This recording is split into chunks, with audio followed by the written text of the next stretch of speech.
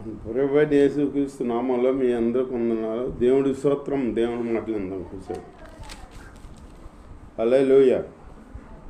దేవుడు చెబుతున్నాడా, యెషయా గ్రంథం 59వ అధ్యాయంలో రక్షింపనేరకున్నట్లు యెహోవా హస్తం కొరస కాలేదంటున్నాడు.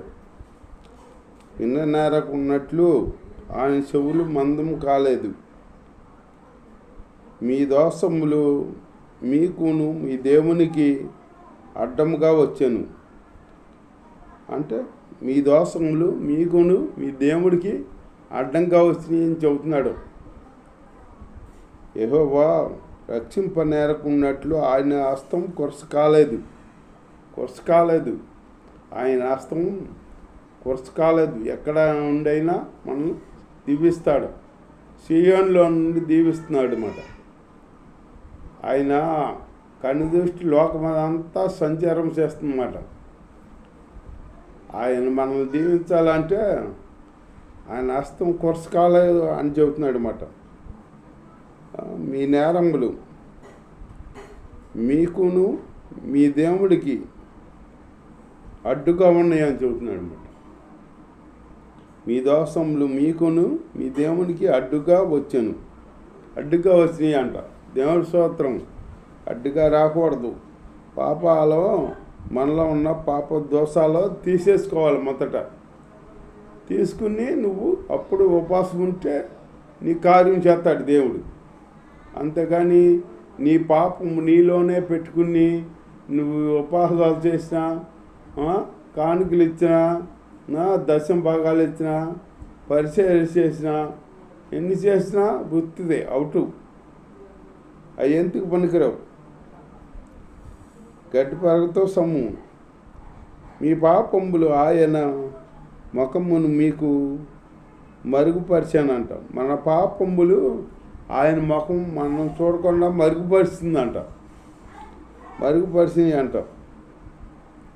కనుక ఆయన ఆలకింపకున్నాడు. మీ చేతులు రక్తము చేత మీ ఏళ్ళు దోషము చేత అపవిత్రపరచబడి ఉన్నవి. మీ చేతులు రక్తము చేత మీ వేళ్ళు దోషము చేతను అపవిత్రం చేత నింపబడి ఉన్నాయన్నమాట. మీ పెదవులు అబద్ధంలాడుస్తున్నవి. మీ నాలుక కీడును బట్టి మాట్లాడుతున్నది. మీ పెదవులు అబద్ధములాడుతున్నవి. మీ నాలుక కీడును బట్టి అబద్ధములాడుతున్నాయి అంటాం. మన పెదవులు మనం అబద్ధం ఆడకుండా చూసుకోవాలి. మొదట ప్రభు అంటే కాదు. మొదట మనలో ఉన్న పాప దోషాలు తీసేసుకోవాలి. నీలో ఉన్న పాపం తీసుకోమన్నాడు దేవుడు. మనలో పాపం తీసుకోకుండా మన సహోదరి కంటిలో నలుసుని ఎత్తుకుతున్నాం. మన కంటిలో దూలం ఉంది. ఆ దూలాన్ని అట్టుపెట్టుకున్నాం. అట్టుపెట్టుకుని సహోదరుడు ఇచ్చేసాడు, ఆ తప్పు చేసాడు, ఇది తప్పు చేశాడని సహోదరుని ఎత్తి చూపిస్తున్నమాట. అది ఏంటి? అది విశ్వాసం తగదు. అది పరిచయలుగా అది లోకమోళ్ళు చేస్తారు. అట్లా మొదట మన పాపం మనం గుర్తించాలన్నమాట.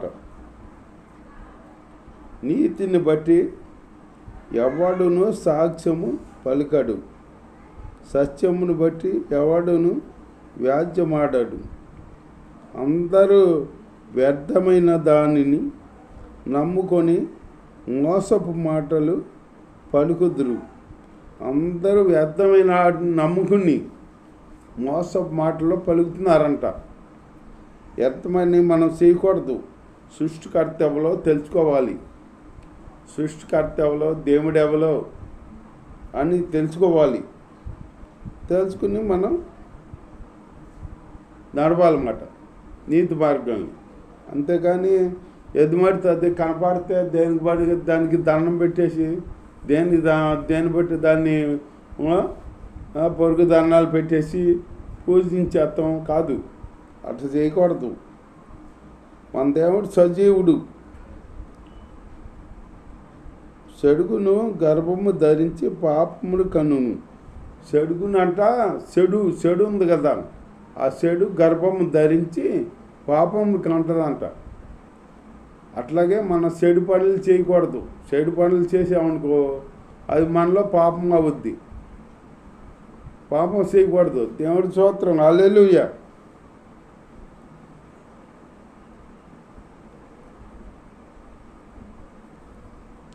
స్తోత్రం, దేవుని స్తోత్రం. వాటిలో ఒక దానిని ఎవడైనా త్రొక్కిన వల్ల విషము పుట్టినంట. వాటిని ఎవరన్నా తొక్కితే అవి విషం వస్తుందంట బయటికి, ఆ పురుగులు. సర్పం ఉన్నది, సర్పం పుట్టును. వారి క్రియలు పాపక్రియలే, పాపక్రియలేనంట. వారు బలాత్కారము చేయువారే. వారి కాళ్ళు పాపం చేయుటకు పరుగులుతున్నాయంట, పరుగులెత్తేస్తున్నాయంట. దేవుడి స్తోత్రం, హల్లెలూయా. వారి తలంపులు పాపహేతువైన తలంపులు అంట. వారి తలంపులు అని దేవుడు చెబుతున్నాడు. మన తలంపులు పాప తలంపులు అని చెబుతున్నాడు అన్నమాట. అవన్నీ తీసివేసుకుని, ప్రభువా నేను పాపంలోనే పుట్టాను, పాపంలోనే పెరిగాను, నన్ను కడుగు ప్రభువా, మీ రక్తంతో కడుగు, శుద్ధి చెయ్యి ప్రభువాని మరపెట్టుకోవాలి. కన్నీరు విడవాలి వాట. విడితే అప్పుడు దేవుడు మన పాపాలు పరిహారం చేస్తాడనమాట. ఒక స్త్రీ ఉంది బైబిల్లో. యేసు ప్రభు భోజనానికి పిలువబడ్డాడు పలానింట్లో, ఒక ఇంటికి, పరిసైడు ఇంటికి. ఆ పరిసైడు పిలిచాడు కానీ యేసు ప్రభుకి ఏమీ చేయలే. నీళ్ళు ఇవ్వలా, ఏములా, ఇవ్వలా, కూర్చోబెట్టాడు. ఎక్కడి నుంచో వచ్చింది ఒక పాపాత్మురాలు అనే స్త్రీ. ఆ పాపాత్మురాలు అనే స్త్రీ వచ్చి వత్తంతో యేసు ప్రభు పాదాల కాడ కూర్చుని ఏడుస్తూ ఆ పాదాలు కడుగుతూ తల వెంట్రుకలతో గురులతో తుడుతూ ఆ పాదాలు ముద్దు పెట్టుకుంటుందంట. అది పరిసైడు చూశాడు. చూసి ఏంటి ఈయన బోధకుడు అని పిలిచాను నేను, ఈయన ప్రవర్త అని పిలిచాను నేను, ఈయన ప్రవర్త అయితే వచ్చింది ఎవరో తెలుసుకునేవాడు కదా, ఆయన దాన్ని కాళ్ళ మీద పండిస్తాడేటి, పెట్టి ఒక తండ్రి అవతల పడేది అన్నట్టుగా ఆలోచిస్తున్నాడు అనమాట. అతను ఆ ఆలోచన ఎరిగాడు దేవుడు. ఆ ఆలోచన ఎరిగి దేవుడు చెబుతున్నాడు అనమాట. శిష్యుల్ని పిలిచి, శిష్యులతో ఒకరు 50 ఎన్ని నాణ్యాలు అచ్చున్నారో, ఒకరు 500 ఎన్ని నాణ్యాలు అచ్చున్నారో తలాంతులు, ఆ ఇద్దరు కట్టలేకపోతే యజమాని క్షమించాడు. వాళ్ళు ఎక్కువ ఎవరు సంతోషిస్తారు అంటే 500 ఇచ్చినోడే ఎక్కువ క్షమించారు కనుక ఆయనే సంతోషిస్తాడంటే, అందుకే ఈవిడ విస్తారమైన పాపాలు క్షమించబడినాయి. ఎందుకంటే ఈవిడ వచ్చిన కాడ నుంచి నా కాళ్ళగాడ ఉండి ఏడుస్తూ నా కాళ్ళు కడిగి కురుతో తుడుతూ ముద్దు పెట్టుకుంటూ చేస్తుంది. పరిసైడు పిలిచాడు కదా, కాళ్ళకు నీళ్ళువల భోజనం పెట్టలా, మంచి చెడ్డ పిలిచాడో కూర్చోబెట్టాడు అంతే అని దేవుడు చెప్పాడనమాట. ఈవిడ విస్తారమైన పాపాలు క్షమించబడినవి అని చెప్పాడనమాట. విస్తారమైన పాపాలు క్షమించబడినవి ఏంటి, కన్నీరుతో పాపాలు పోతాయి అన్నమాట. నువ్వు కన్నీరు విడవాలి. నువ్వు కన్నీరు విడవకుండా నువ్వు ఎన్నాళ్ళ చర్చికి వెళ్ళినా, ఎన్నాళ్ళు నువ్వు బహుమతులు ఇచ్చినా, పదం ఫలాలు ఇచ్చినా, దశమ భాగాలు ఇచ్చినా, ఎన్ని పరిచర్య చేసినా ఎంత చేసినా నీకు ఫలం కనపడదు, రాదు. ఎందుకంటే నీలో పాపం ఉంది. ఆ పాపం తీసుకోవాలి ముందు. పాపం తీసుకోకుండా ఒకళ్ళు ఏం చేస్తారో ఉపవాసం అని ఉంటారు. ఉండి ఇవాటికి 10 రోజులు ఉపవాసం ఉండి ఏం ముట్టుకోవాలా, గ్లాసు పాలు తాగా, 2 అరటికాయలు తిన్నా, జ్యూస్ తాగే, జ్యూసు. ఇంకా ఆకలి అయితే మధ్యాహ్నం అంత అన్నం. ఇవన్నీ చేసి ఇంకా ఉపవాసం ఏముంది ఇవిడే. ఇవన్నీ చేసి దేవుడి సన్నిధిలో ఉండి నేను ఉపవాసం ఉన్నాను అని వాళ్ళకి చెబుతూ దేవుడు చెబుతున్నాడా, నువ్వు ఉపవాసం ఉన్నప్పుడు నువ్వెవరికి దుఃఖముఖంతో కనపడద్దు. ఉపవాసం ఉన్నట్టు నువ్వెవరికి కనపడకూడదు. నువ్వు దేవుడికే కనపడాలి. ఉపవాసం ఉన్నప్పుడు నీకు దేవుడు, దేవుడికి నీకు, నువ్వు దేవుడు, నీవు ఎదురు బదురు. నిన్ను దేవుడే చూడాలి కానీ లోకం చూడకూడదు, లోకం బిడ్డలు చూడకూడదు. ఉపవాసం ఉన్నావా అట్టగా అని అనకూడదు. వాళ్ళతో నువ్వు చెప్పకూడదు, నేను నా దేవుడితో శ్వాసం చేతగలుగుతున్నానని చెప్పాలి. అంతేగాని నేను ఉపవాసం ఉన్నాను, నేను 5 అరటిపళ్ళు తిన్నాను, గ్లాసు పాలు తాగాను, ఇవన్నీ చేస్తే ఉపవాసం అది అని దేవుడు అంటున్నాడు.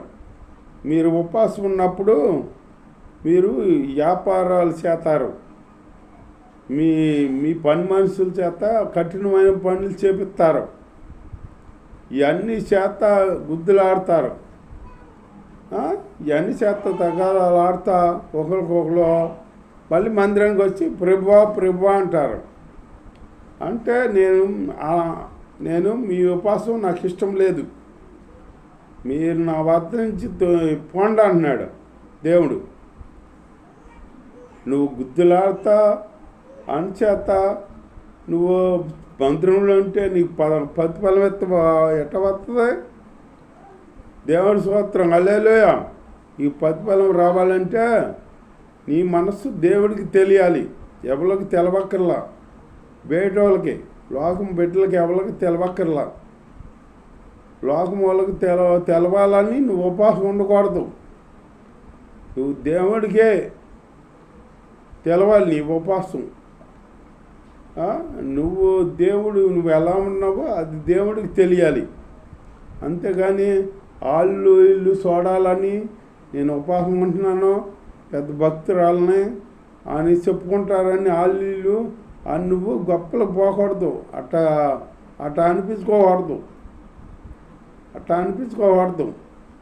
అది భక్తి కాదు. నువ్వు ఉపవాసం ఉన్నప్పుడు ఎవరికి కనపడకుండా నీ దేవుడితో సహవాసం చేయాలి. నువ్వు అన్న తల్లి ఉపవాసం ఉంది. ఉపవాసం ఉండి మందిరానికి వచ్చి మూలుగుతూ ప్రార్థన చేసిందంట. మూలుగుతూ ప్రార్థన చేస్తే దయచేంటే దయచేండి అన్నాడంట తెలుసుకోలేక. ఏంటమ్మా ఎందాక మత్తురాల్లో పోయి ఉంటావు, పత్తి నుంచి బయటికి రమ్మంటున్నాడంట. అప్పుడు అంటే మన వాళ్ళు అయితే ఇది ఏంటయ్యా నువ్వు దయచేయండి బా ఏంటి ఇలా అంటున్నావు, నేను మందిరంలోకి వచ్చి ప్రార్థన చేసుకుంటే ఇలా అంటావా అని అంటారు. ఇంకెన్నో అంటారు, ఈ చర్చి కాకపోతే ఇంకో చర్చి అని. ఈవిడ అట్లా అనలా. నా ఏళ్ళు మాట అట్లా అనమాక నేను మనోదుఖం కలిగిన దానివల్ల వచ్చి ప్రార్థన చేసుకుంటున్నాను అని చెప్పింది మాట. చెబితే అప్పుడు దైవజనుడు ఆశీర్వదించాడు. నీవు దేవుడితో ఒప్పందం చేసుకున్నావు కదా, ఆ ఒప్పందం ప్రకారం దేవుడు నీకు జరిగిచ్చును గాక అని ఆశీర్వదించాడనమాట. అలా ఆస్వాదించే దైవజనుడి కాడ మనం ఆస్వాదించాలంటే మనం వినయ భయభక్తి కలిగి ఉండాలి. అలాంటి జీవితం కలిగి మనం ఉంటూ దేవుడిలో ముందుకు సాగుతాం. దేవుడి వాక్యం దీవించును గాక.